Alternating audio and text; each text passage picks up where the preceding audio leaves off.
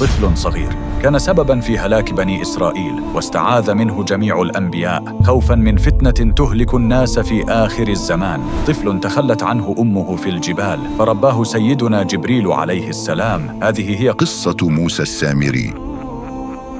كان فرعون قد أصدر أمراً قاسياً: كل مولود ذكر من بني إسرائيل يقتل فوراً. فكانت النساء يذهبن إلى الجبال حين تضع إحداهن مولودة، فإذا كان المولود بنتا حملنها معهن، أما إذا كان ولدا تركناه هناك ليموت وحيدا. لكن رحمة الله لم تترك هؤلاء المساكين، كانت الملائكة تنزل تعتني بمن شاء الله لهم النجاة. ومن بين هؤلاء كان طفل اسمه السامري، شاء الله أن يتولى جبريل عليه السلام رعايته بنفسه. نشأ هذا الطفل مختلفا، يرى ما لا يراه الناس، حتى امتلأ قلبه بغرور خفي. ومرت الأيام وكبر السامري وسط قومه، رأى ظلم فرعون ورأى دعوة موسى عليه السلام، حتى جاء اليوم العظيم، يوم انشقاق البحر. الماء كالجبال من الجانبين، فرعون وجنوده يغرقون. وبينما الناس مشغولون بالنجاة، كان السامري يراقب فارسا نورانيا على جواد نبيل، إنه جبريل عليه السلام. اقترب السامري بخبث وأخذ قبضة من أثر حافر الفرس، ظن أن في هذه القبضة سرا عظيما وأنها مفتاح قوة خارقة. ذهب موسى إلى ميقات ربه 40 ليلة، وفي غيابه دبت الفتنة. جمع السامري ذهب بني إسرائيل، أشعل النار، بدأ الذهب يذوب، ثم ألقى القبضة التي أخذها من أثر جبريل، وفجأة خرج لهم عجل ذهبي عجيب له صوت يشبه خوار البقر.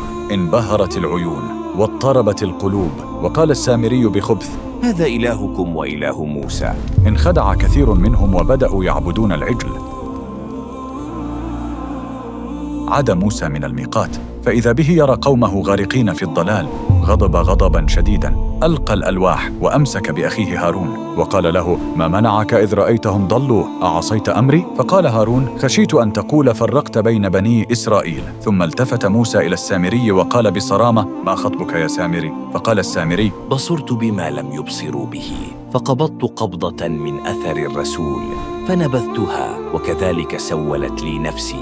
فقال موسى: فاذهب، إن لك في الحياة أن تقول لا مساس، وإن لك موعداً لن تخلفه. ثم تقدم موسى إلى العجل الذهبي، أشعل فيه النار حتى ذاب، ثم نسفه في البحر نسفاً ليكون عبرة لكل مفتون. وأما بنو إسرائيل فقد اختار موسى عليه السلام منهم 70 رجلاً لميقات الله، ولكن حين جاء الميعاد أخذهم العذاب. وأما الآخرون فقد رفع الله عليهم جبلاً عظيماً ليسحقهم به، فعلموا أن نهايتهم قد اقتربت لأنهم عبدوا العجل من دون الله. ولكن موسى عليه السلام تضرع إلى ربه ودعاه خاشعاً بالعفو والغفران، فاستجاب الله له الدعاء وأحيا الذين أخذهم العذاب. وأما السامري فقد ذكرت بعض الروايات أن الله حبسه في جزيرة خفية مقيداً مسلسلاً بأغلال عظيمة، وجعل له حارساً عجيباً، دابة كثيفة الشعر تسمى الجساسة تنتظر أمر الله. وهناك ينتظر السامري دوره في أعظم فتنة ستشهدها البشرية في آخر الزمان،